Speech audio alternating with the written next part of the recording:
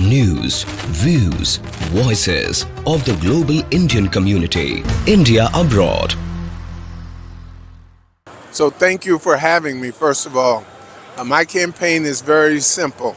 I'm running to get insurance costs down in the state of Florida. In Florida, we have the highest costs in the entire nation.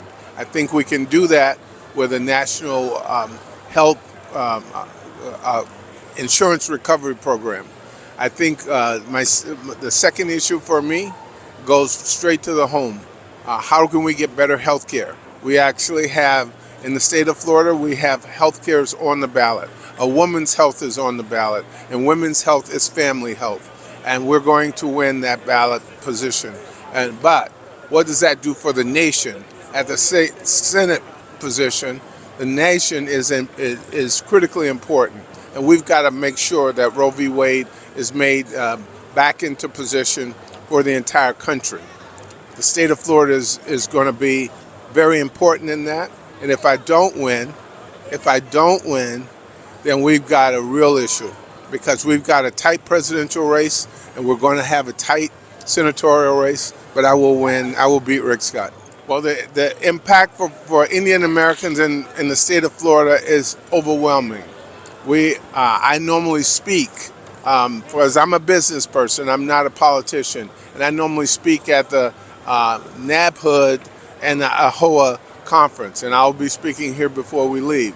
The important things for what we are doing in hotels and hotel space is critical in a state which has so much tourism in its core competency.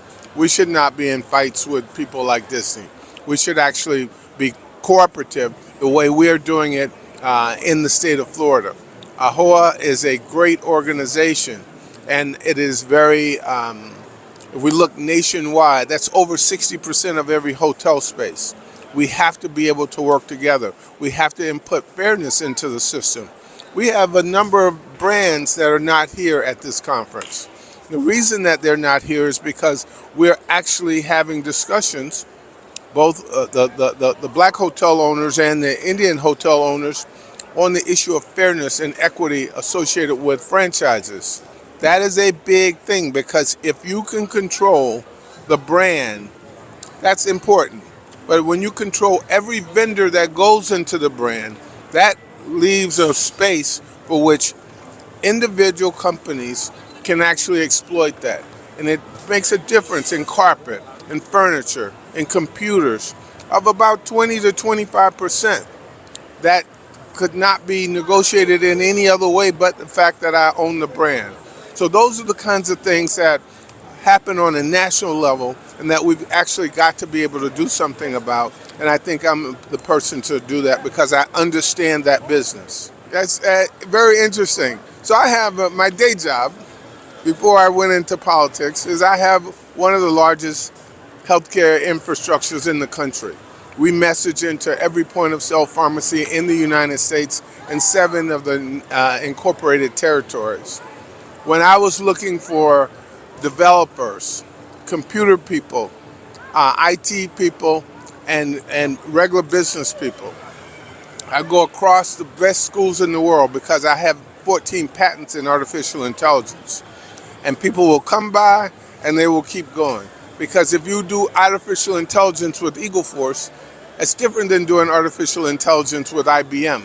Well, the difference is really not that much, because IBM owns a few patents, and if you look at their patents and mine, they all reference mine, I reference none of theirs. But that being the case, I have probably more than half of my staff is Indian American. And they come in through the border, and they come in through the border legally. They come in as students, and I hire them young. Lots of the reasons is very fair, because I can get them at a lower price. But they come to me because what I get out of them and what I put in them, they don't have families. I'm their father. My wife is their mother. My son, who works at the company, is their brother. And what we do in learning and working together, we actually form a community of family that actually has us so successful. We're the #1 company in that healthcare network for pharmacy in the country. And all we do every day is we stop 120, on average, $120 million of Medicare fraud every day.